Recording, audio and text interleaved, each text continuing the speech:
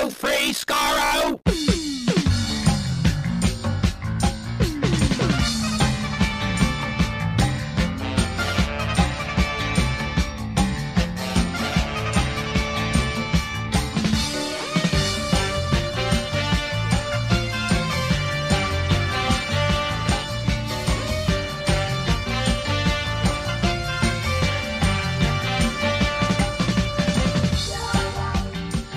Hello, everyone. Welcome to Radio Free Skaro, episode number 814. I am Stephen in Edmonton. Warren in Vancouver. And Chris in Edmonton. This week sees the finale of our commentary, our classic series commentary for State of Decay, Part 4. Hope you're enjoying it. I know we did. We love all of Doctor Who. Certainly did. So, At least we think we did, because we did it however long ago. But it was a while ago, wasn't it? Yeah, probably in the He's heat. digressing a fair bit, or maybe I'm thinking of a different commentary. I think I think we stayed relatively on topic when it comes to the State of Decay, because the State of Decay. How do you go off topic when you're watching such marvelous wonders as State of Decay? Right? True. It's true. Tom Baker in top form. Peter Moffatt actually directing it well. Yeah, it's a good one. Speaking of directors, though, I have to get this on my chest. I'm on my daily quest, as listener Joe prompted me to do, starting back on June 20th. I'm watching an episode of Doctor Who a day, leading up to the 60th anniversary in 2023. Now that there's only going to be one series of it, I probably have a few days of leeway, but I'm not taking that for granted. I'm sticking to it. I'm sticking to the one episode a day. And just last night, Saturday, September 4th, I finished The Chase, and I have to say that I don't know if you've ever had a ranking. I know Peter Moffatt gets a lot of grift when it comes to like bad directing in Doctor Who. Richard Martin, I think, is far and away the worst director to ever work on Doctor Who. And why is this? Well, it's not his it's not the performances of his actors for that part, but I think his technical expertise is terrible.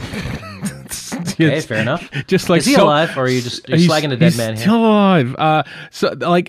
So many times, especially The Chase is his last one, which is what brought me up thinking, I don't have to watch another Martin directed story.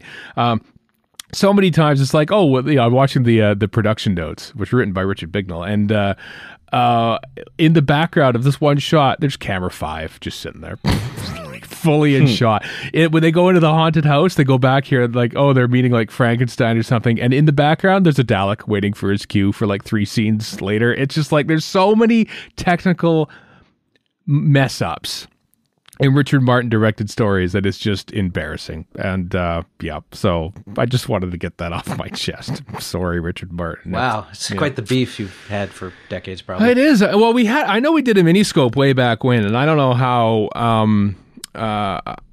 much we slagged him off, but I think however much we did, I don't think it was enough, to be honest. I think I'd like to go back and listen. I think maybe he deserved more. You really are becoming a bitter old man. No. Old man. It's just it's just his Richard Martin button. Yeah, well, the thing is that you watch like Richard Martin directed stuff, like he meanders through The Web Planet, and then you get The Crusade, which is directed by Douglas Camfield, and it's awesome.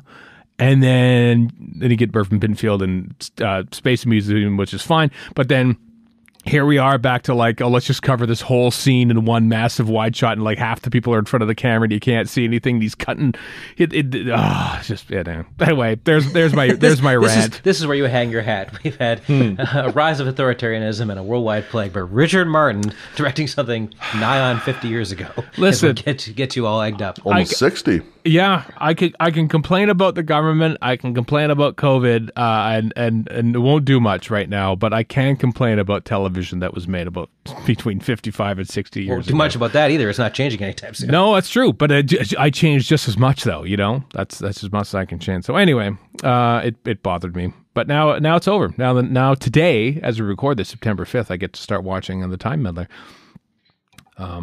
I've been spoiled because, most of the Doctor Who stories that I've been watching have existed. And So this is all a lengthy rant because you're just going back and watching things again. Okay. I am. I know. I'm hitting that point. I'm getting to that uncomfortable point in life, Warren. Maybe you're already getting this there too, because you're slightly older than Chris and I. But I watched The French Connection on, I think it was on Disney Plus, because Erica wanted to watch the last Spider-Man movie, which I don't even remember the name of it. Far From Home, Not From Home. What's it called? The one Far From Home, the second one. They go to Europe. Home on the Range. Home on the Range. Yeah. And I thought it's fine. Perfectly serviceable Marvel movie. I already forget what happened to it. But then I wanted to exfoliate, as I said, with some 70s grit. So I watched The French Connection, which I love. That's my sort of thing. And I decided to buy it on Blu-ray. I had to get it shipped from the States for the most recent one. And then I went, why am I doing this? I might only watch it once more before I die. That's the mentality of life right now. That might have been my middle-age crisis right there. Buying a Blu-ray of a movie that I might not want. In terms of media, for music, around 2000, I just stopped watching much music, which meant I had no idea who anybody was anymore. It just kind of happened. So my last 20 years, I haven't a clue, really, other than some very few examples. With TV, there's a lot of stuff. What happens is social media. I try to keep up on books, basically. But with TV, I'll keep up on the odd thing. With movies, I'll keep up on some stuff too. But with social media, people just scream about stuff, and it just puts me off. So I just stop paying attention. So to the point where, when we were saying this off air, people will go, "Oh my God, I can't believe the blah blah blah has quit doing whatever they're doing." And I'm like, I have no clue who this is, and I think I'm better off for it, frankly. I was mostly just saying the accumulation of stuff. Sometimes I look at my massive Lego collection and thinking, man, somebody's gonna have to sift through this at some point. Where's all this gonna go? Maybe I should just give it away. I mean, Tom, fatalistic, I have to say. I know a little bit is late. I sort of like Tom Baker when he in the late 70s. He gave everything he owned away and didn't have a home. He only had a toothbrush and was sleeping on. He's Doctor Who. Basically, in the midst of the Gray Williams era, Tom Baker is sleeping on people's couches because he has no home because he gave everything away because he thought he was going to die. This is Tom Baker at around my age. He was 45 at the time. So maybe this is the thing that we all go through. That we think, why do I have all this stuff when I'm just going to be dead? Am I the only person who finds it hard to wrap my head around the fact that Tom Baker was middle-aged when he was in Doctor Who? It defies my brain. I don't know why. I just can't square the math. Because you always look at him as someone older than you. Because but also I think he's younger. I can't wrap my head around the fact that he's the age I am now or a little bit younger in those. It's really very strange. I know. It's very on. Chris, do you have any fatalist outlooks on life before we move on to the stuff that happened in this past week in Doctor Who? No, I'm good. Oh, good. Best attitude I've heard. Oh, sunny rays of optimism. That's what we need. That's from Chris. What the hell is going on? Yeah. Well, that's my whole disposition. Sunny rays of optimism. That's true. Yeah. Well done. I mean, it used to be the other way on this podcast compared to us, and now. I mean, like I was saying before we started recording, we watched Star Wars episodes 1, 2, and 3 this past week, so I got no leg to stand on. I say, why are you watching on purpose? On purpose. I know, yeah, 60-year-old TV. It's let's just watch the prequels again. Why not? Yeah, exactly. There's a whole generation of kids who love the prequels. So, and honestly, it was made for them. So, not for us. Probably Kat. That's her Star Wars, isn't it? Yeah, it is. Yeah. Episode 1 was she would have been 12, something like that when it came out. Right. Perfect age. Maybe a little too old, but barely. Yeah. I mean, I was 2 when the first one came out, and I remember seeing Empire in the theaters, but not the first one. No. I saw it. I was 6, and I went to see it in the theater when it came out. So, but again, if you watch it now, I still love them, but I can't possibly comment on them in any non-biased fashion. No, I have. I've said this before, but I cannot watch the special editions. And now, having watched the French Connection, the grittiest of gritty 1970s movie, essentially, I look at Serpico is plenty of gritty. Yeah, I look at Star Wars as we often look at Star Wars the future of science fiction. Let's face it, Star Wars is gritty French Connection with some good model shots and great John Williams music, but it is grainy and gritty, and it is a 1970s movie, which is perhaps why I enjoy it so much. that was a big revolution at the time. It looked lived in because everything else didn't. Like even stuff like Silent Running or Logan's Run or 2001 for that matter, which looks fantastic, but definitely looks a certain way. Yeah, but also the film. This is the exact opposite. Yeah, of that. but the film stock of like Logan's Run still makes it look like this is 1970s, and that's what Star Wars was. Yes, it does. You know.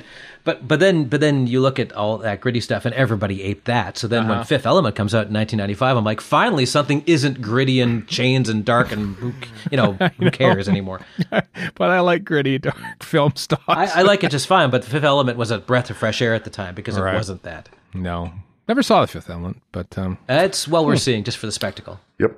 Fifth Element Still, is it really holds up actually. Oh yeah, well it is.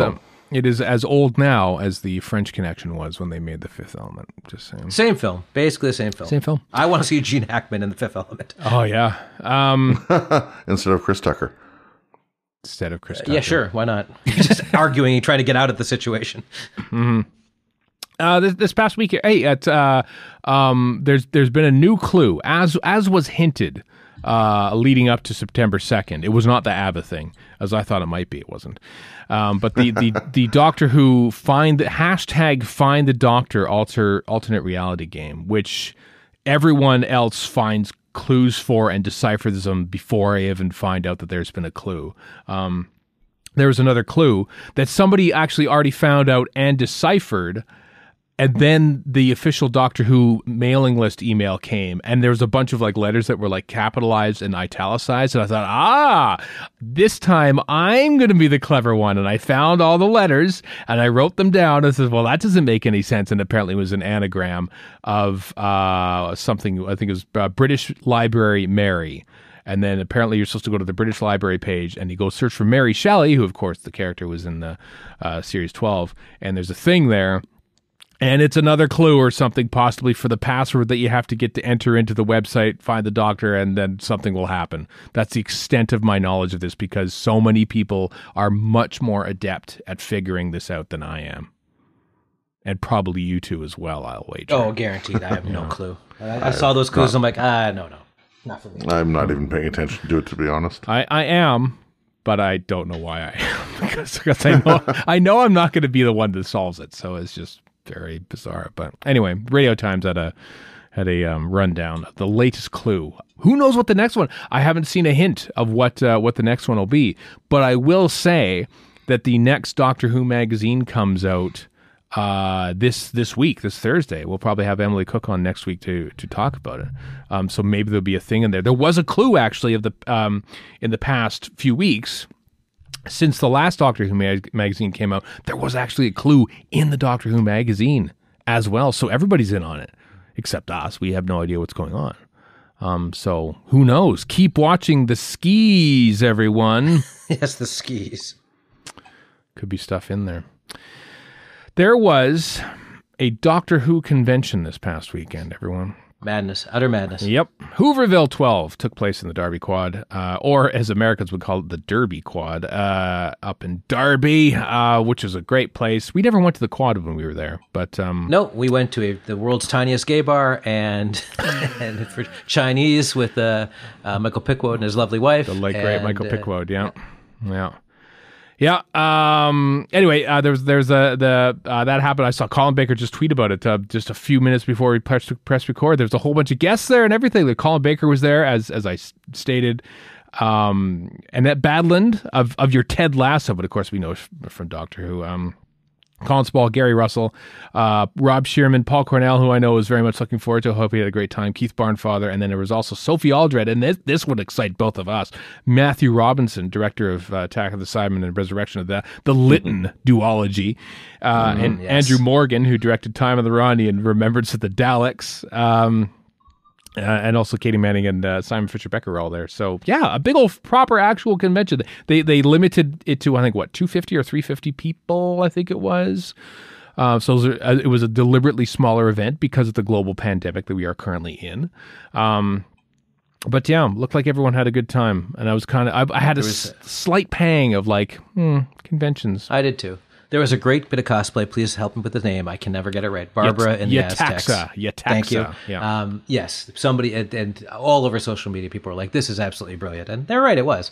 Mm-hmm. Yeah, it was pretty good. So I only saw a few photos of it post through, but I imagine if I go looking, I'd probably find some more. But Chris, you saw some. That's why we knew about some of these guests. So yeah, good old Darby. So good job, Whooverville. Good job on getting us back into the convention world when it comes to Doctor Who. This coming weekend is Calgary Expo. Christopher Eccleston will be there.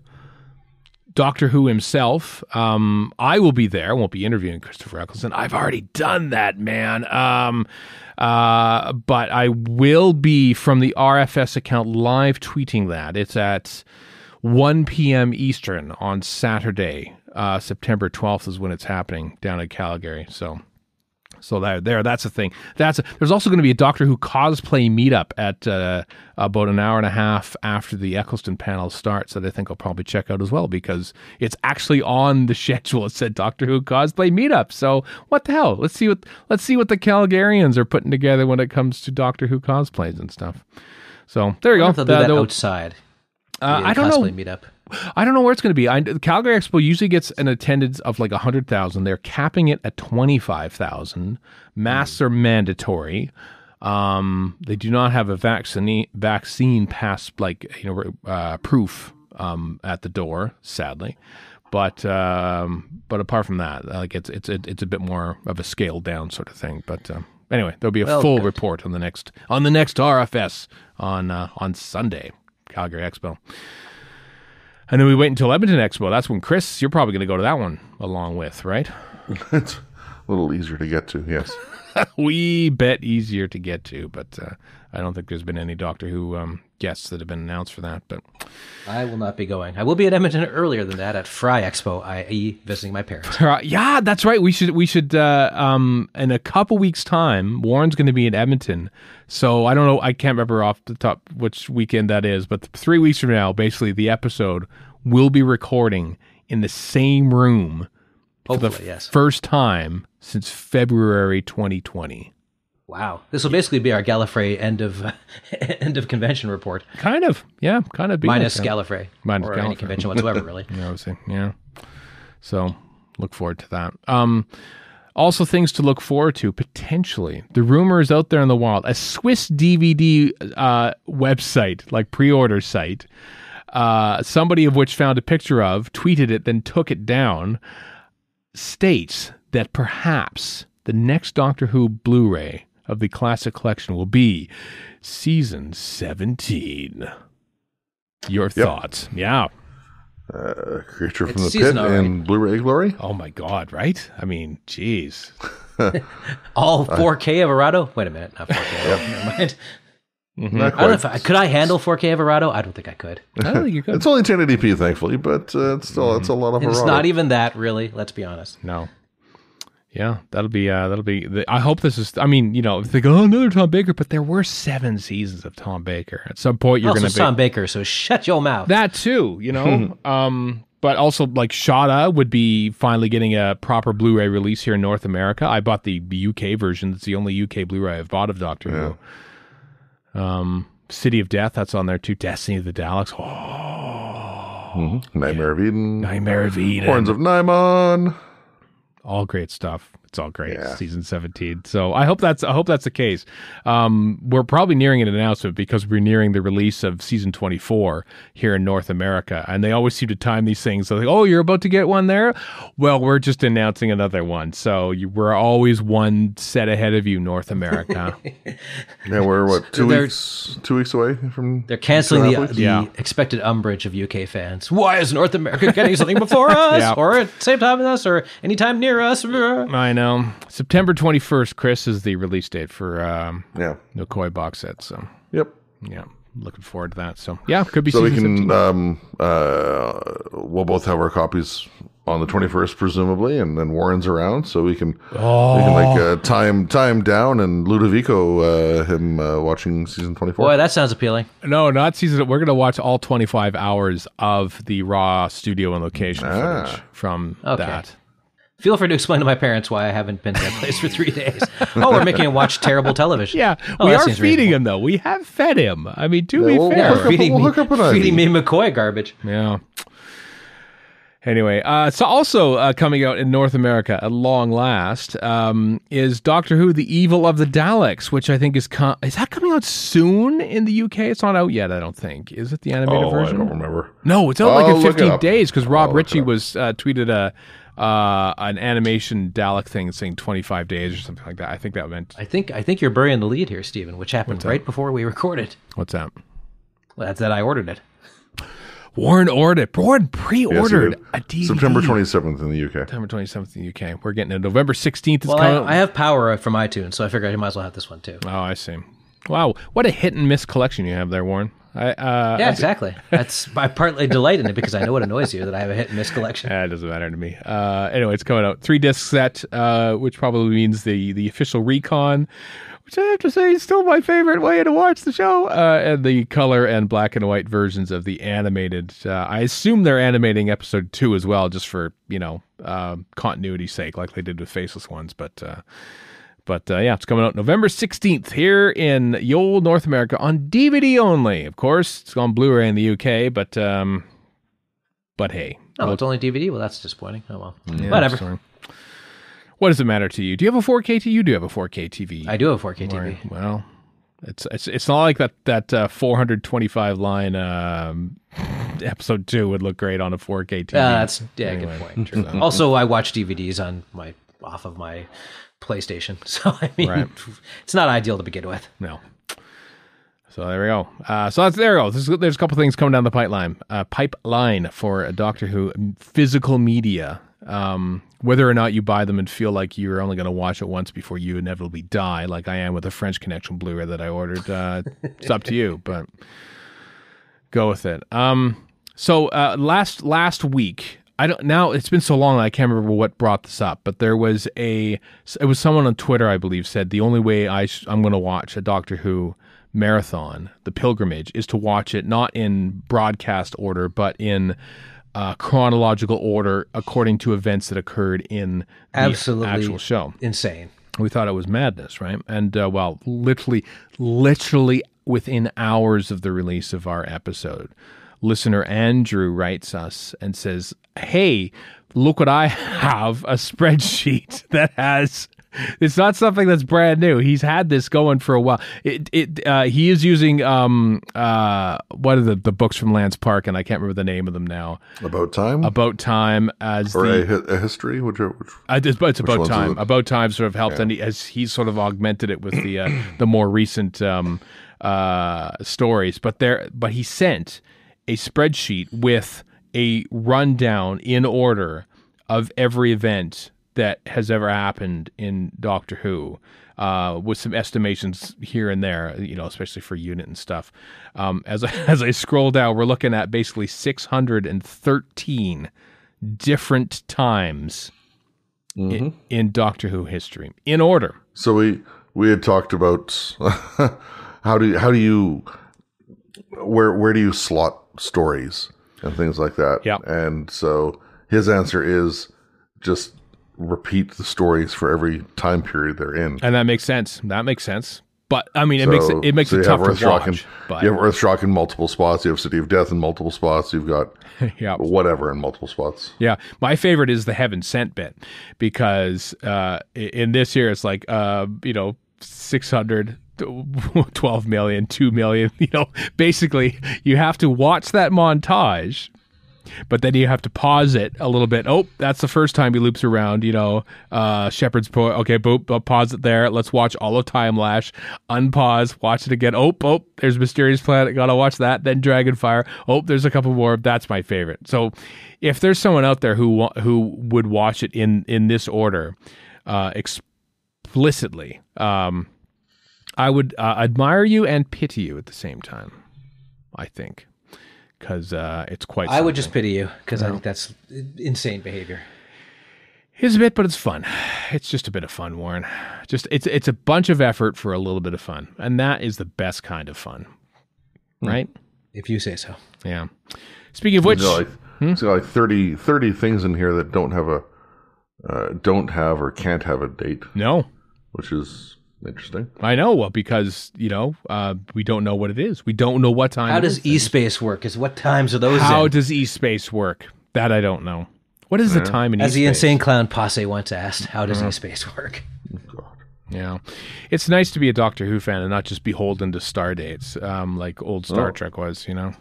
No, it isn't because Stardates. You could just do this in some sense of order and not this spreadsheet lunacy. I don't. Apparently, full circle, State of Decay, Right. Warriors Gate, circa 3256. It says here. Oh, wow. It must have been mentioned in the novelization or something. I don't know. Maybe I don't know. Little known fact: if next generation star dates are based on the season in which they're in. By the way, Yes, they are. Star date. The second number is Yeah, second number 4. If it's 4, 3, 2, 4, 6 or something, 0.6, then it's a third episode, third season story, and so forth. So yeah, there you are. There's your little clue. Hey, let's have some fun. Look back into the time lash, which is full of more season premieres this week as we carry on with looking back in this week in history, including two of the more lowest rated season premieres. That being The Mysterious Planet. Doctor Who returned after an 18-month hiatus this week, September 6th, 1986, to about 5 million people on Saturday night on BBC One to watch the first And episode. what did of the Battlefield get? Like 3? 3? Oh, it was criminally low. Like that? I am fond of The Mysterious Planet. I mean, because that was the first gap I was even aware of. So then when it came back, I'm like, oh, it's back, and now I have to wait even longer because I'm in North America. But even still, I still watch it now, and I'm like, I don't mind this. It's not that bad. Why do people hate it so much? I adore it. You know, it just feels like classic Doctor Who. You know, like it's more than the previous season did too. I liked the previous season. Yeah. But yeah. And the OB video probably excites you somehow. So much. Yeah. Yeah. How dare you, Chris? Of course it does. Why wouldn't it? Because for me, I just watched there's a revelation of the Daleks, and for some reason they freeze frame the last word, whatever that means, and like the next week for me, it's The Mysterious Planet. Like 18 months passed by with like in the space of a week. It was fine. But I remember reading about it in DWM ahead of time, like way back in the day. Oh. And people talk about whatever the woman who's in charge of the tribe. I can't remember her name with the big red hair. Linda But everybody Bellingham. was Yeah, Oh, the tribe. that's the Joan trial. Sims. That's Joan what I'm talking Sims. about. Joan Sims. People were losing their mind about Joan Sims. And I'm like, who the hell is Joan Sims? I'm Right. 14. I have no idea who any of these people are. Yeah. We haven't seen a character. Or Hale and Pace or Ken Dodd. Or, Any of them, other than Colin Baker and Purple Gilliam Brown, Cola Bryant. Yeah. Cola. And of course the model shot, which is still the greatest model shot ever in the history of the show. Ever. It honestly is. I haven't seen it. Like, I'm just trying to think. Like, I know occasionally they do model shots in the new series now, which are great because, you know, it's neat having an actual model as opposed to But they're CG. great like everything else is great. Like, it's just kind of part of the firmament. This is, hey, look at this. We're going to fly around this damn thing and Right? amaze the hell out of you. And then there's a TARDIS flying into it on top of I everything else. know. and at least in some cases, Mike Tucker, who did the shot for Trial, is still doing stuff for the current series. That's true. Exactly. That's true. Was he doing Trial? I know he was in the. I know he did stuff for Time in the Ronnie. I thought he was responsible for the space station shot altogether. I mean, I'm sure somebody like, you know, younger than us, which is plenty of people, will watch that sequence and go, what the hell are they talking about? But you got to remember, previous to this, it was like, let's take a paper towel roll and spray paint it silver, and then have that fly into a paper mache moon. And then this thing shows up with motion control, and you're like, holy mother of God, what have they done? It's that first swoop that I never like. Oh, Which the spaceship still looks cool. gets me. It's so good because you could feel. I don't know. You could feel the weight. And the music really helps too. The music, it was the Dominic Lynn music was. It's always been a favorite score of mine. But that first swoop, just like my. I gotta call this up right after we're done. It's so Thank you, amazing. BritBox. It's still amazing. I know it's still amazing to this day. I just love it. I just like that. That is one thing that you still I don't think has been able to be duplicated. Just the feeling of the weight. We're talking WIGHT. as old people. Yeah, I know. We're talking as old people here. Although one final thing, I love where Colin Baker stumbles out of the TARDIS, and you get that final bit of Glyn. Just, it's so good. Into the overlit. Yeah, exactly. Studio at BBC Television Center. Yeah. The very next day in 1987 saw the birth of the Sylvester McCoy era, Time in the Ronnie, Part 1. The cesarean section that was Time of the Ronnie. Oh dear. Wow. I mean, that's not an inaccurate description, but I'm also kind of cringing about it. It's just, here it is. Yep. ta-da! He's got his coat on for some reason. With your cold open. Yep, that's right. Yeah, the cold open. Yeah, that was the thing. Hey, that excited me back then too, man. I can't talk crap like Warren can about time. I can't. I was disappointed from the word go. Yeah, I know you were. I wasn't as much. Dinosaurs on a Spaceship aired September 8th, 2012. That is now 9 years old, folks. Dinosaurs. That makes me feel older than our previous rant about the Mysterious Planet. It's weird, isn't it? 9 years old. I know. That was like a whole quarter of Matt Smith's life ago was his time in Doctor Who. Which just sounds alarming. I'm trying to remember, when was Dinosaurs on? Was that second or it was second, right? In the in 7A? So. Yeah. Yep. That was Chibnall's penultimate story for Doctor Who. The next ones were, and I'm trying to go from memory here. Town Called Mercy, the one with the cubes, and then Manhattan. One of the cubes. I do love that. I can Power pinpoint of Three, which actually is not that bad. I like Power of Three. I like them all, actually. Yeah. In retrospect, I like all of those. I have to say, Series 7A, you're like, okay, get on with it. Come on, let's get Series 7B. And then finally you get 7B, and you're like, holy mother of God. I like 7A. All five of those I stories like it are just good. fine, but I keep, even now, going, come on, let's get to the good stuff. Right. And I've heard some people, in fact, I've seen a lot of people slag off of not Night of the Doctor. Why can't I think of name of the Doctor? People just slagging it off online. I'm like, what the hell are you talking about? It's great. It's fantastic. There's so much good in it. Now, do people actually slag this off, or is this like the same imaginary crew that slag off Gridlock in your mind? And No. I went on some sort of, I can't remember who it was. It was just a bunch of younger fans. So I'm not slagging them because they're younger, but I just noticed a lot of them were. And so I was scrolling through, and people, person after person on this Twitter feed or Twitter thread, were just going on about how terrible Name of the Doctor was. I'm like, are they watching the same thing as me? I loved it. Okay, yeah, it's pre-programmed for an old person like me who loves nostalgia nonsense. Right. But there's so much good stuff, like the way Matt Smith goes from goofball to completely shifting to dreaded, full of dread, and all that stuff is so good. And the part where he says goodbye to River, I love it so much. It's good stuff. I haven't watched it in a long time. Oh, it's fantastic. It's so weird, the modern, because I feel like if I'm going to throw like a modern Doctor Who story on, I feel like I should be paying attention to it, whereas I already memorized every line of Classic Who, so I can just put that on in the background and not feel beholden to have to watch it, is kind of how it is. But maybe once I get there in my pilgrimage to the 60th anniversary, I'll probably like sit down, let's watch. By the time you're 60. Again. Yeah, pretty much too. Yep.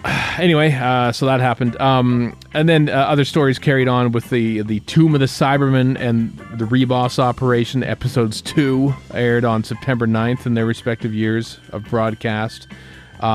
Season 4, William Hartnell's penultimate story, kicked off on Friday, September 10th with the Smugglers. Kicking off the season with a pirate episode. Arr, pirates in Doctor Who. Shot in Cornwall, it be. Yar, yar. Smugglers. Either of you seen The Smugglers? I mean, the recons they're in. I'm pretty sure I haven't. No? Read the book, have not watched Yeah, Recon. I'm sure I read the book, but I don't remember any of that either. I remember the book distinctly because, and I've said this before, for some reason I had it in my mind that it was the Troughton Doctor in there, not the Hartnell Doctor, because of Ben and Polly. Right. And so I just, kept conflating the two in my brain when I was like visualizing things. Even though he's on the cover. He's on the cover very prominently. With the Sylvester McCoy logo, as I recall.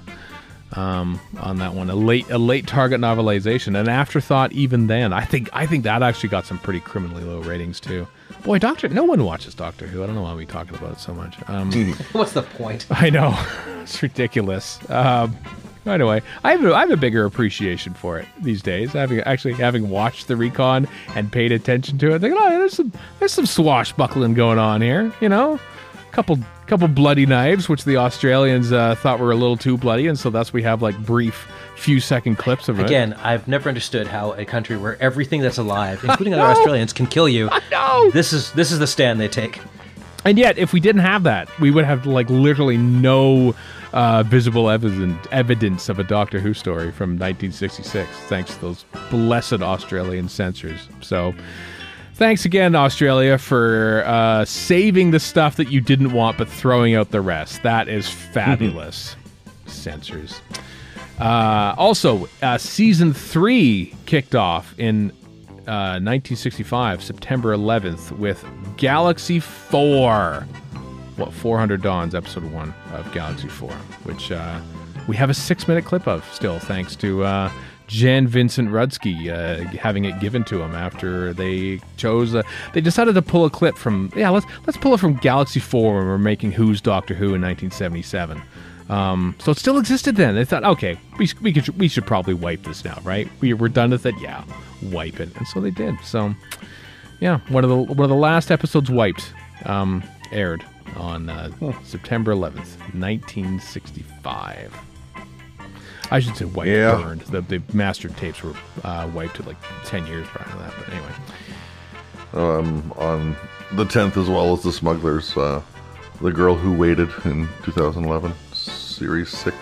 Oh, like a highlight of Series 6 for me. That was a good one, wasn't it? It was very good, yes. Yeah, I forgot about that one. Every time I watch, Karen Gillan is excellent in it. Oh, she's really good. I find it's a shame because Karen Gillan's got that great Scots accent, and literally everything I've seen her in since she made it into Hollywood is like, don't be Scottish. Can you do an American accent? We don't want you to be Scottish. And this thing, really, it's like what are her best features? It's a Scottish accent. Yeah, we're gonna need you to be from Baltimore for this movie. I've seen I've seen the trailer for Jumanji, and I've seen her in she's the robot in the Marvel movie, and then she was in Gunpowder Milkshake, and maybe she's gonna be. No, she's not Scottish. No. Nope. Hollywood taking arguably the biggest star to come out of Doctor Who in the last little while, though. I think you're right. Yeah, she's been probably. I mean, as far as profile goes, especially with the MCU stuff. Yeah. I can't think of a bigger one. Who else has scaled that height that quick? Well, I mean, Jenna Coleman for some of her stuff, including Victoria, and that's not quite the same thing though. Well, not as big as a Marvel. That's what I'm getting at. It's not the same thing. Or Matt Smith between Crown, Terminator, which doesn't really count. No, and he's barely in it anyway. So I think it's the Crown that he gets more of. I mean. Yeah. It's interesting. You can look at Jenna Coleman, who I think, having interviewed her once on stage, doesn't quite seem at home with the convention scene, and maybe even that sort of science fiction kind of thing. I think she prefers the period, more prestige stuff, shall we say, being in Victoria and the Serpent and all that sort of thing. Whereas Karen Gillan might perhaps lean more towards the more fantastical. The more fantastical is the one that nerds like us sort of get all. Well, the other thing is, I'm not slagging off any of these actors in any way. No. This is more to do with, well, they're all skilled people. So let's just say as a baseline, they're all equally good. But this is just how Hollywood does. It just picks people out of nowhere, and there's 20 other talented people who could have easily gotten that job, right? So I'm not to slag off Karen Gillan either. She deserves everything she got, but it's just interesting how one person becomes a star and the other one becomes less of one. It's just weird. It is weird. Yeah. I think Nebula was her sort of her big break post Doctor Who, wasn't it? She did Doctor Who. I think it was, yeah. And she pretty much went right in. Because, of course, she was bald. She was bald when she came back for the Last Regeneration scene, because she shaved it when she was making... And so was Matt Smith. Yeah, she was making Guardian. Yeah, Matt Smith shaved his head for a widely panned indie feature directed by Ryan Gosling. Karen Gillan shaved her head for a massive multi-billion-dollar budget Marvel movie. It was an interesting dichotomy there. And if there was some sort of stock market for bald heads, people probably would have bet on the Matt Smith one. And whoever shorted the Karen Gillan stock did very well for themselves. Yep. Interesting. So there you go. Lots of stuff airing this week in history in the Time Lash in Doctor Who. So there we are. On to some Big Finish stuff. Dark Shadows, which was Russell T Davies' first ever TV writing gig. It's a season? I said Dark Shadows. That's an entirely different thing. Dark Season, which is a 6-part BBC drama, which aired, back in 1992, was it? Or something like that? There's an epic audiobook adaptation of this by Russell T Davies, which is coming on a Big Finish in November. How about that? So that's cool. I never saw Dark Season. I don't think it showed up on BritBox in our part of the world, but so I don't even know what it's about. I know it starred a young Kate Winslet in her first major Apparently, television yep. role. But it's being read by Victoria like in, Lambert, who also was in her first acting role in this. Anyway. Just like in Wizards vs. Aliens, another RTD show, a young Gwendolyn Christie was in there. Was she I have no really? idea. In the first season. Yeah. Oh, I didn't know that. Well, there you go. How tall was she? Was she like young enough that she wasn't tall yet? This is like a decade ago, so she was like fully grown. Yeah. Okay, so she was as very tall as she is right now. Yeah, I just wonder if she's like a little kid or something at the time. She is like, what, 6'5", 6'6", Gwendolyn Christie? 6'5" sounds about right. Yeah. That's Epically tall. That's Just because very you cats are tall doesn't mean it's not tall. Oh, she's taller than me. Not taller than Chris, but still. Like, you'd still be looking at Gwendolyn is? Christie based more or less like eye to eye, which would be like a little freaky for you, I think. 1.91 meters. 9.1 meters. Says the internet's. That is Roy Marsden is 1.91. 1.83. We were amazed. We were watching the Sandbaggers, and how tall is, because they said that Jeff Ross was 5'11". It's like, really? 5'11"? It looks a lot smaller. And we asked the Google robot on a whim, how tall is Roy Marsden? Expecting the robot to say, I don't know what you're talking about. No, it knew. It knew how tall Roy Marsden of the Sandbaggers was. He's still alive. And speaking of my previous discussion, why is Gwendolyn Christie not in a Marvel movie? Like, what the hell is going on in Marvel? That That's does dumb. seem like an oversight, because everyone's It in seems Marvel ridiculous. movies. Yeah, the Marvel movies are the Harry Potter universe for American actors. Well, basically all the actors now, it seems. They're all in it. Well, maybe her. Like, she'd be a perfect candidate. Like, superhero, she's a superhero-looking person. Why the hell not? Maybe her Game of Thrones time was just too busy for that. Who knows? Maybe. Who knows? Well, they're still making them, though. That's the thing. They're still making these movies. They seem to make enough money that they think maybe we should just keep making them, and so they do. It's weird how they do that. She went to she went to the other Disney arm of Star Wars, so I mean, it's not like True, but they put her in a mask, which I think is dumb. But the anyway. other, like Disney has 2 arms. That's it. They're gonna own everything soon enough. That and putting Lupita Nyong'o in a prune made entirely of CG was another decision I'm not too thrilled with, but oh well. Yeah. Also from Big Finish, Torchwood Soho, Ashenden is coming October 2021. That's like next month. Holy crap. That's coming down. So the monthly Torchwood release is that. And Doctor Who The 11 is now available. It's out now. Probably announced it like a year and a half ago. It's out now with Colin Baker and Mark Bonnar playing The 11 for Big Finish. It was a big deal in Big Finish terms. I have not really listened to much of it, but I gather he's kind of like a bad mother as far as Big Finish goes. Yeah. Also, a hat tip to the Nick and Benji show, which is wrapping up this weekend. They ended their podcast. I know they're both so busy on Big Finish and other stuff. They still do the Big Finish podcast, but maybe they just know when it's time to do such a thing. Maybe Stop, they do. don't move, they said. Yeah. I haven't listened to the last episode, which is basically I'm just reading thank you notes and just like a goodbye episode. I don't like goodbyes like Tom Baker and Logopolis. But the last show they reviewed on that show was the Sandbaggers, and I listened along, and Benji wasn't as onto it, and Shelley wasn't as into it, but Nick Briggs was certainly defending it, and the whole time I'm just wanting to stand, get my microphone, you have my sword, Nick Briggs, Sandbaggers. Come on, that needs to be an audio. I would totally buy it. Well, not that they're going to predicate what I'm going to buy on anything, but still, like that would be a perfect fare for Big Finish. Yep. Was any of this you're doing, Stephen? No, it wasn't. Not at all. I did not prompt them. I know that Nick Briggs, because 3 or 4 years ago, you've talked to him about the Sandbaggers. At Chicago Tars, he brought it up unbidden. I had just gotten into the Sandbaggers, and he just said, "Oh, you know what I like is the Sandbaggers." I said, "Oh my God, I love the Sandbaggers now too."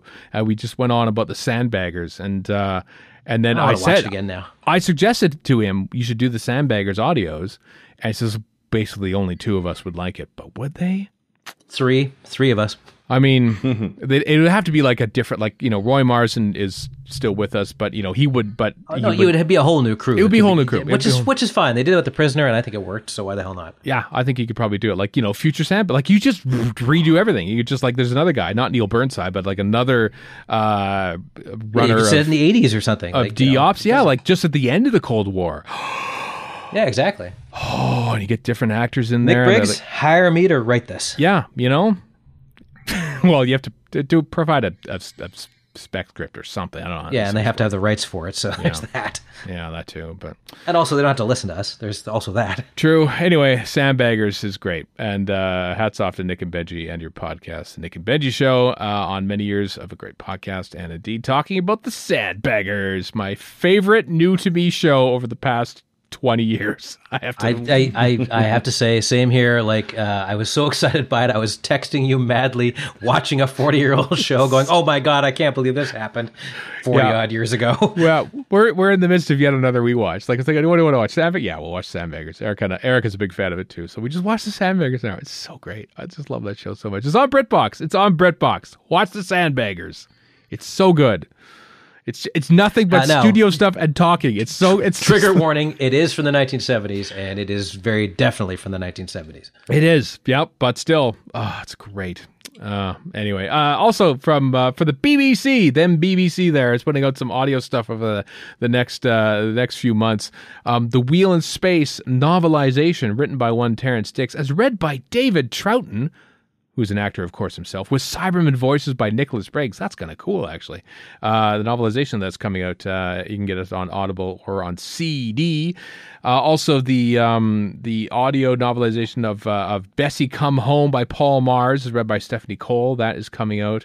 And then a collection of TV episodes, the original audio soundtracks, which seems kind of odd in a way to me that they're putting out the audio soundtracks of episodes that exist, with narration in between, with people like William Russell, Maureen O'Brien, Peter Purvis, and Annika Wills. But I suppose if you have the missing episodes as audiobooks, then it would seem kind of silly not to have the existing ones in there as well. So that whole collection, the TV episodes collection for the William Hartnell era, featuring Sensorites Romans, Space Museum, Ark, Gunfighters, and War Machines, is coming out later on. I'm pretty sure it just means that Phil Morris has all the missing episodes, and they're waiting for those to well, he's busy making Dolly comics, and then they'll release these for those. Yeah, I saw that reposting Dolly comics anyway.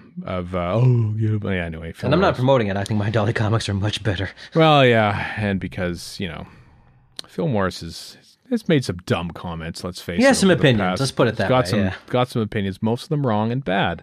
And he also misplaced episode 3 of The Web of Fear, which is why they had to animate it, because he didn't have it. So anytime you want to find that there, Phil Morris, and return it, that would be just fab. Last in the news, the Drama and Delight, The Life and Legacy of Verity Lambert from Richard Marsden. It was a book that came out a few years ago now, of course. We talked to him on this very podcast about it. It is being reprinted, a limited reprint with a new publisher. Pre-order it now. It's coming out September 20th. You can get it. It's a good book. It's a good book about a great lady who I just watched a photo gallery of last night because it's on the Time Meddler DVD, because, of course, that was at the tail end of her time on Doctor Who, which is the very beginning of her very long and sterling career. But you can get the book. It is a reprint, 380 pages worth. It's a very good book. Pre-order it. Links in the show notes at radiofreescaro.com. That's it. That's it for this news list, everyone. After the very short break, it is our Doctor Who Classic Series commentary for Part 4 of State of Decay. Are the microphones wired in? All round the condenser, most merciful. We're looking forward to excellent duodecaphonic sound.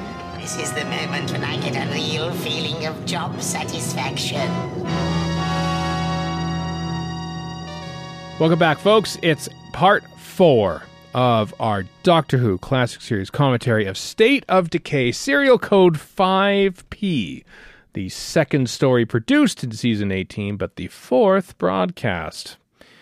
Exciting stuff. Fortunately, the exciting stuff is really happening on screen because we're actually rather enjoying the story. So we're going to watch the last episode right now. Hope you've got the legally purchased Blu-ray, DVD, Laserdisc, or cue up that audio cassette that I mentioned last week and just sort of listen along with us. It won't match at all because it's just Tom Baker reading the novelization, but you can imagine what's going on, I imagine, at the same time. Here we go, everyone. State of Decay, Part 4 in 3, 2, 1, play. Here we are. I have a great fondness for the rainbow prism effect at the beginning. I love it. I love it. Love it to bits, this 80s opening titles. Last one done by Sid Sutton, I believe. Although he amended, I think, the Davison and Baker ones. But I imagine Luke, ex of Meetup, would be able to tell you that because he interviewed him at least a couple times, I think. On the late lamented TMDWD, yeah. Meetup. Yeah. Oh my word. That's a pretty good stunt, given the fact he was standing on a box when he made that leap. Did Thane Bettany. Fall down, go boom. Yeah, father of Paul, as we mentioned in a previous episode. Established and indeed overestablished. Yeah, we did. Well, sometimes people forget things. This is why, like in serial drama, some of the dialogue they sort of have to repeat because they realize that maybe somebody missed episode 1, and they need to rehash something that aired 4 weeks ago.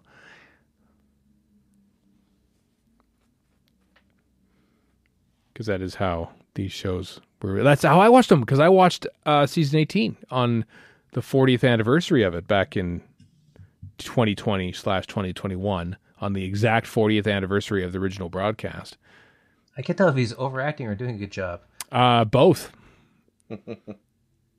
He's a vampire. Vampires can get away with a lot. Since I don't have the sound on, I basically have him going, "It's the Monster Mash." The Graveyard Mash. Adric really collected a hell of a paycheck. Love of alternative lifestyles, by which I mean vampirism. Vampirism, we'll say. We're not here to kink shame. No. But vampirism is also violent, so I will kink shame that. Yeah, that's actually true. Don't eat people ever. Don't bite their necks. It's kind of a crime. Yeah. So one thing I can't tell, is Romana hypnotized there, or is she just looking weird with her eye fluttering and stuff? Another thing, where did this little desk come from? Very elegant. I like it. From the back. It's like a little tea cart. Yeah, he wheeled it out. That's something. Yeah. You were watching closely there, Warren, obviously. Not really. I was too busy experiencing great ticker tape stuff. Yeah. It's a good scene. And not the English language, apparently, which has failed me utterly.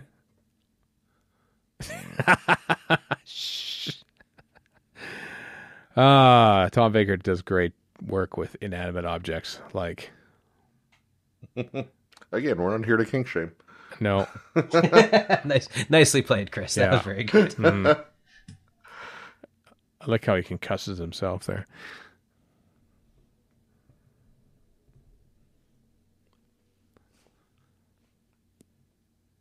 Oh, yes.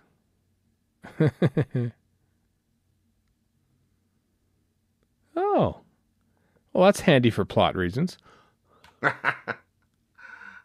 That's never happened before and never happened again. No. Remember that. If any of us are ever stuck in E-space, it's easier to get around, apparently. I was stuck in E-space last week. Fractional whatever. Yeah. Mm-hmm.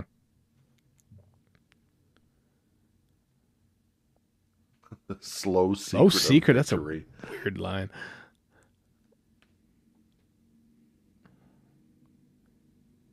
Oh. I like a good I watched zoom. this originally. I was getting a real Sunmakers vibe off this crew. Kind of is, isn't it? Nobody works, Cordo. They weren't as brash. They weren't yabos. No. These are proper scientists. Bidmead obviously did a pass on this script to make them all scientists. Sunmakers guys are quite yobbish. Mm-hmm. People who shirk work shirkers. Look at that. That's some blocking right there. I want to have a conversation. That is 80s video blocking is what that is. They should be singing on each side. Like the Thompson twins here. This is awesome. Yeah.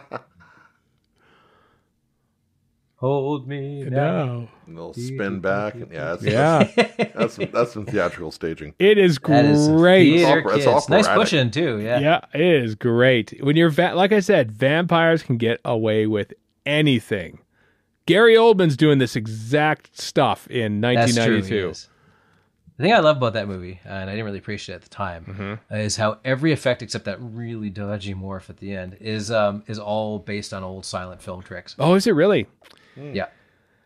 And overtly so. Like a lot of it is in your face about it. I need to watch that movie again, perhaps, outside of my 17-year-old teenage mind.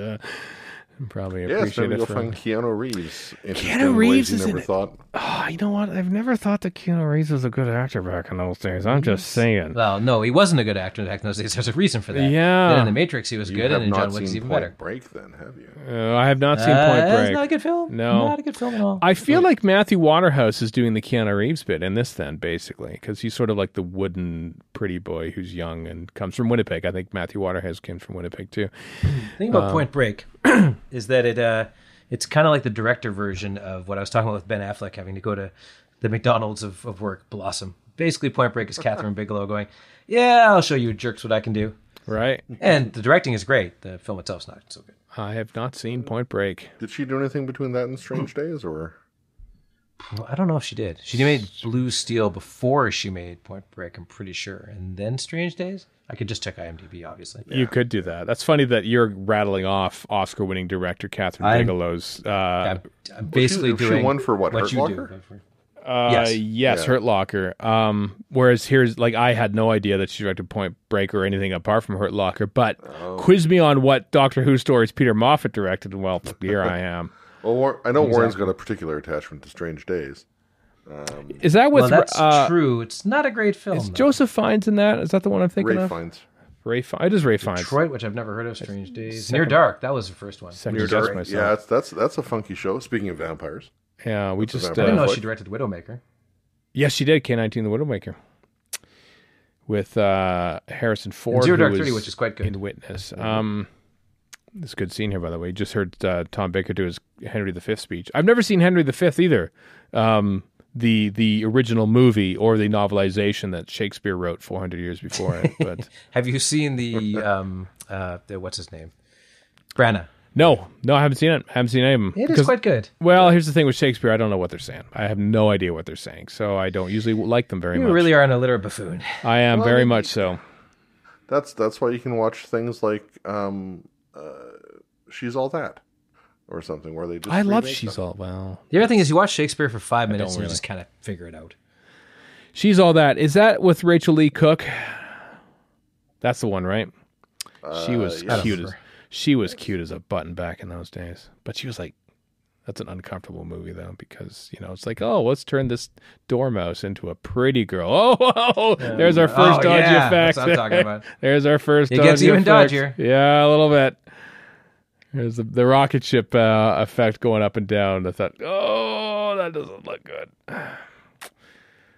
It's like they got 98% of their awesome model shots done and thinking, what about the two ones that this whole episode is really resting on? We could just shoot those on videotape in the last 5 minutes of the last studio day. At least they had a plan. At least Peter Moffatt had a plan. It was a good plan. Was a plan. Peter the Plan Moffatt, they called him. Yeah. At what point do you think Lalla Ward really starts hating Matthew Waterhouse? Is it this scene, i.e. their first scene, or... Probably. Second scene. Well, because he was laying prostrate on the thing, and she was standing over top of him. That's true. And whether that was shot before this, I don't know. But yeah, Lalla Ward maybe is this probably is their first scene. Probably quite happy. I mean, you could just sense some... There's some real... Especially in Warriors Gate. There's a couple scenes legitimately in Warriors Gate where you can tell Lalla Ward just like, get the So it hell looks out. like Asher wants to side with the bad guys. I'm glad That's that never right. happened again. No. Yeah. Rather Machiavellian look. I bet she's got a copy of Ayn Rand in his back pocket too. Oh, kind of wish he kept the outfit though. To be honest, I mean, As opposed to like Well, a it's copy better of than the other one, Prince. yeah. Also, why isn't the mathematical badge on top of this? Place it on top. People have to know. People in this backwater burg still have to know that I am excellent at mathematics. It's probably inside his whatever, if like space sporin thing. Yeah, because he's still wearing it under there, but He's good got the outfit. yellow tunic on underneath. You just know it. it really is sad that he, when a regular wears a better outfit than their actual costume in a story. And says, oh, all right, I have to switch back to my pajamas after this. That's right. This little booty's on. Have a bowl of Shreddies before he goes to bed at 8 o'clock at night or something like that. Holding his... I could go for a bowl of Shreddies right now. I haven't had Shreddies in a while, Warren. That's I shouldn't have said that because Well, they're full of sugar, so I shouldn't have them either. Well, they're also good. Bought high in Shreddies fiber. somewhat recently for the first time in probably decades, and they just turn to mush so fast. Oh, we got to eat them You do. quick. You got to get in there right off the top. You gotta get in It's there. important Shreddy ergonomics. Shreddies is an important part of my childhood watching Doctor Who because I'd be watching the episode late at night, but I'd be getting hungry, so I would bolt upstairs, quickly pour a bowl of Shreddies and milk, and then bolt downstairs, but like do it quietly because everyone was asleep in the house. I love this map so much. It's great. I never noticed RHQ. Did it say that? RHQ. It did. Yeah. And it's not like Lake Vortigern, it's just lake. Yeah. And I expected to just hear the music from the end of Return of the King where they sort of float back to the Shire. Our HQ. The Eagles are coming. The Eagles are coming. That is awesome. I never noticed that map before. No, and I've seen this When we're done recording, go back and have a look. I totally will. Our HQ. I hope that isn't like a map that they've like disseminated out to everyone. So like, oh, where is it's kind of a giveaway. Where are they hiding? Well, and also, why is HQ an acronym? Like, I guess it could have descended from the Earth language that they all sort of know, but... or maybe they speak modern English. They do. They listen to modern English too. Mm-hmm. They stop the world and melt with you. Yeah. They do, absolutely. Name another modern English song. I mean, I can't. No, I've played that song a lot. I'm sure of times many Brits listening now are like, I certainly yeah, can. They were more than a one-hit wonder. You Philistines, come on! Dexy's been had a great career. Or Bronski Beat, perhaps. Bronski Beat. They became you know Chumbawamba were anarchists before the other hit. Yes, I know. Okay, I'm a Chumbawamba defender. I'm sorry. Oh, I'm not against Chumbawamba. I'm just saying. There's his gold. We're watching history, folks. That is the first and only shot of K9 exiting a TARDIS because of the lip on the TARDIS made it impossible for him to actually exit or enter. So we just saw history. We just talked over it. That inch and a half is yeah. Here's a sequence of events. We talked earlier about my love for action and killing in science fiction. This whole sequence was awesome. Yes! Oh, he got shot. Now, look at this guy. He falls, bounces up, and then decides. I never understood that one. These are somewhat unconvincing walls. Falls down, does a push-up. Yeah, I feel like Stuart Fell was the first one. And then more guys get wasted. More guys get wasted here. It's so great. Oh, as a kid, I watched the hell out of this sequence. Why? And this is, like I've said before, multicam fights are terrible. I know, it's not even good. Like that second guy comes out thinking, I'm just going to come out and die. It's so great. It's not even good. Yeah.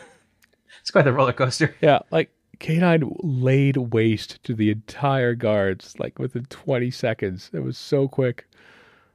Good thing the Doctor doesn't carry weapons, though, right? I mean, just gets other guys to do all the dirty work. Just gets a robot dog to shoot everyone. Yeah, because the accusation of him weaponizing his companions, that doesn't hold any water. Not at all. No, sir, not at all. K9 was built with a weapon. I didn't weaponize him. I didn't. Although I gotta say, I love Professor in Stolen Marius's Earth. fault. Or was it Journey's End, where Davros gives him a hard time about that. I'm like, yeah, not bad, Davros, Yeah. not bad at all. You got him, dead to rights. Mm-hmm.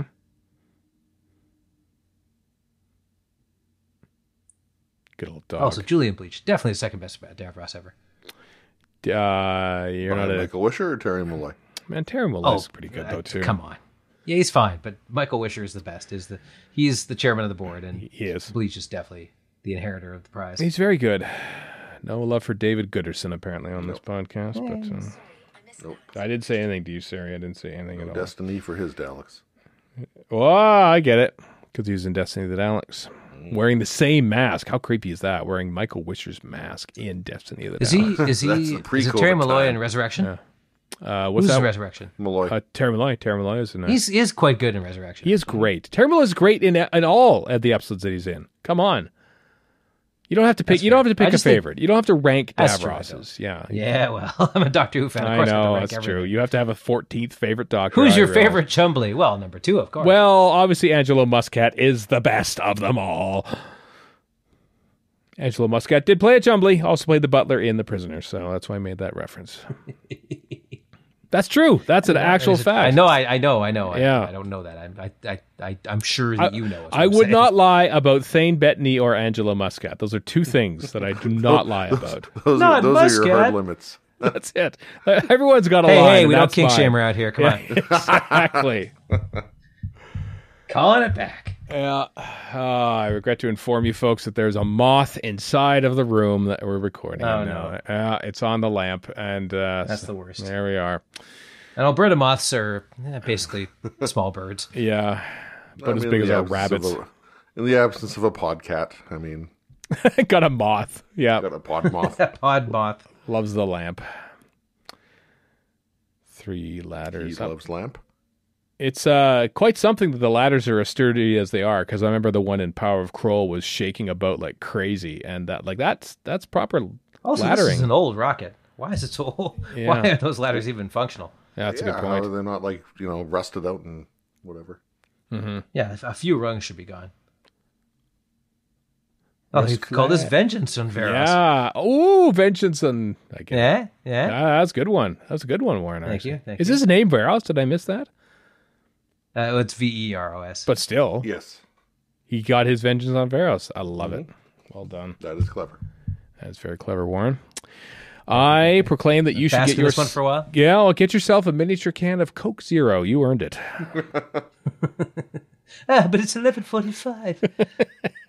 I can't go to sleep with this 2 milligrams of caffeine coursing through my veins. You are useless, Adric. I am sorry to say. He really is. Yeah. What's your big plan? I'm just gonna reach out and try and stab him. That's it. Wow, that was the brilliant. plan. Yeah. If you want to talk outfits, Lala Ward's sacrificial gown, just amazing. She was. Didn't she wear a similar outfit in a Hammer horror movie or something? I've never seen one to know. No, I don't know either. I know she was in a vampire movie at some point before Doctor Who, but then again, everyone was. Vampire movies were like Harry Potter was back in those days. Everyone, you had to do them. You just had to do them. You had to do a vampire movie. You had to do a wind acting scene, just like Stephen Toast. Hammer horror film Vampire Circus, 1972. That is the one. Apparently, that film caused some controversy later on because they published pictures from that movie that perhaps purported to be of Miss Lala Ward, but it turned out that it wasn't. I will go no further into the background of that, but not manhandling a Dalek in that. When did Katie pose for that? Was it 1978? I think it was. Jeez. Katie Manning. I think it was. It was after she left Doctor Who. Definitely after. Yeah. I think it was 78. I think it's in that somewhere in that neighborhood. Yeah. Why do I know that? Why do I know what year Katie Manning posed naked with a Dalek? But ask me why do I know movie. Catherine Bigelow's filmography? Exactly. I don't know. A lot more legitimate than this Katie Manning. I know. I issue, feel bad. I feel like the successful woman director is so super rare in Hollywood, and I know nothing about her. But ask me about Peter Moffatt and Katie Manning posing nude on the cover of a magazine. And 1976. 76. I seem to recall, it must have been at the Edmonton Doctor Who thing, that somebody had a copy of that. Ooh. Of the actual magazine? Of the actual magazine, yeah. Wow. Oh, hang on. Or maybe I'm just thinking I saw a scan online. I don't know. I can't remember. Katie Manning's Wikipedia entry says 76. Her TARDIS wiki entry says 77. But 77. Somewhere in there. Okay. Here we go. This is expressed regret. I don't think she should. Damn it, it was the 70s. Yeah, I love this so much. This is not bad. This is cool. It's on film. So good. I think it's on 35 mil. It might even be on 16. It's a great idea too. Yeah. Well, it depends. On 35, probably if they want to get the slow motion stuff, the 35 makes more sense. It looks better. Yeah. It might be 35.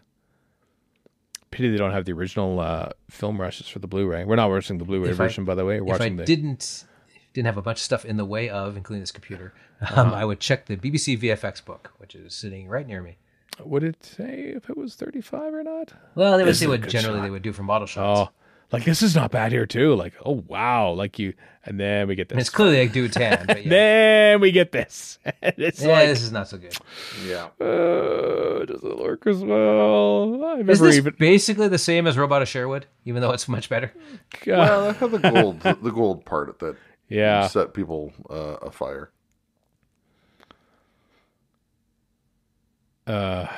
Even as a kid, I thought, oh, that's a bad looking effect. A little dodgy.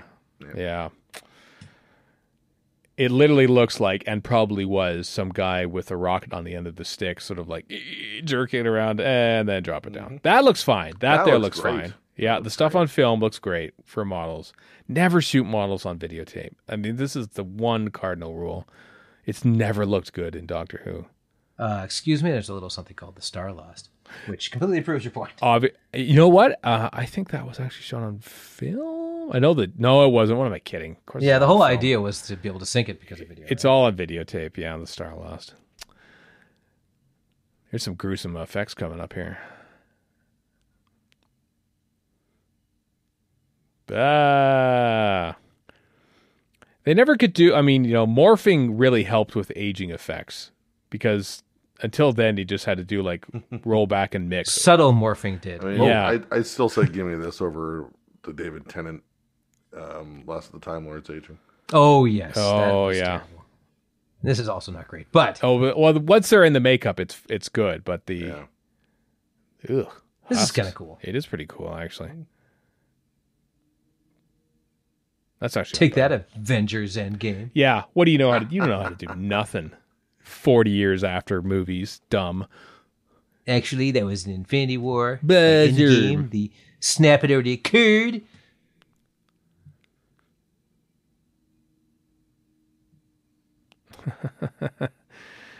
Just leave him. I swung around to hating Adric for the purposes of this commentary. I don't actually mind him. I liked him as a kid, but I like how he gets your hand off me. I love that little bit of body that's language. nice, yes. Look over there to that film insert. Yep. Over there on film. Dead. So you got your planet back. Good luck thinking up a whole new political system. I predict tyranny and bloodlust in about a day and a half. Yep. The French Revolution awaits. Regime change, man. Who will be our Robespierre? Yeah. Who will be our Robespierre? We've seen, I believe, just one female villager. That's That true. doesn't bode well. That hit the quota. That hit the Doctor Who quota at the time. I like this. I realize I must apologize. Go on. I love that. He is a good dog. Damn it, he's got to call him a good dog, or well done dog. That was it. Recorded, not accepted, just recorded. I like how happy he is about that. Yeah, you read my thoughts. No one has ever thanked me. No one has ever thanked me. Calma. That computer is It's security. Wikipedia. That computer is security protected by McAfee. The late McAfee. Oh dear. Yeah. That's a data reference by now. Mm-hmm. He was also a vampiric husk. Wow. I never knew anything about him until he died. And even then, I don't know anything. He ran for president a couple times. Oh, I didn't know that. Wow. I'm a Mac Obviously, user, so I don't know win, so. anything about... I remember reading about him being on some island and being a drunken crazy person. I'm like, yeah, that sounds about right. Really? Maybe he was in this tribe, maybe, actually, now that I think about it. Maybe he was doing the security protocols for this. As the saying goes, he had more money than God after he sold his business. So. Oh. I remember McAfee being ubiquitous, yeah. Mm-hmm. Well, that was great. That was a great story, State of Decay. Thoroughly enjoyed that. A lot of fun. Yeah. I like it. I do too. Always have. To quote RoboCop, I like it. I'll buy that for $1. Robot Cop. That only came out 6 years after this. 87. It was? Yeah, Yeah, 87. you're right.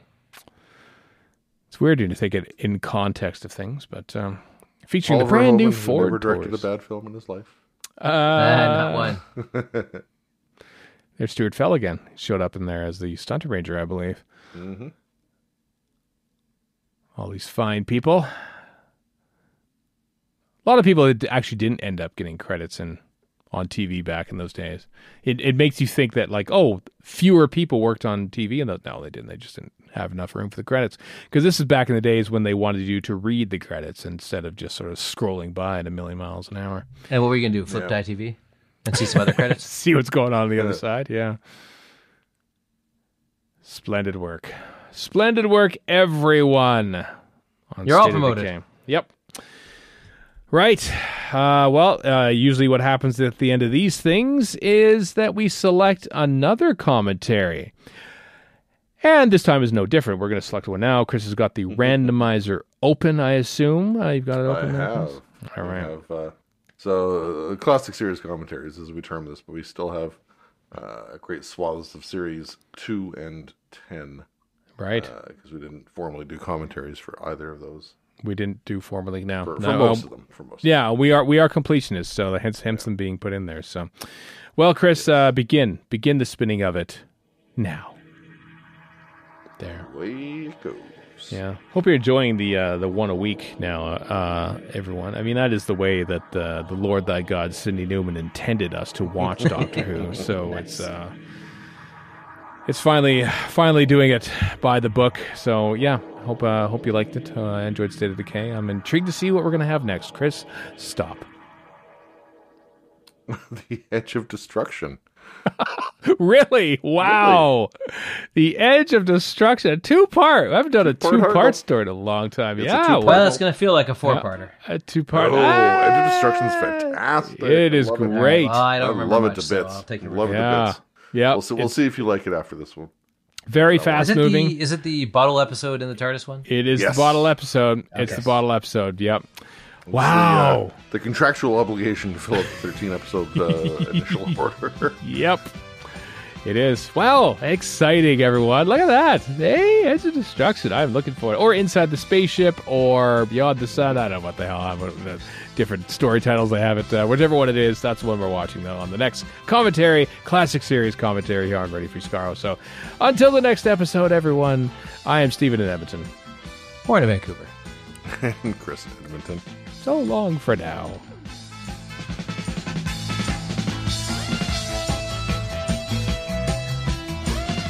You've been listening to Radio Free Skaro. Find us online at radiofreeskaro.com, follow us on Twitter and Tumblr at Radio Free Skaro, subscribe to us on iTunes, and donate to the show at patreon.com/Radio Free Skaro. Thank you.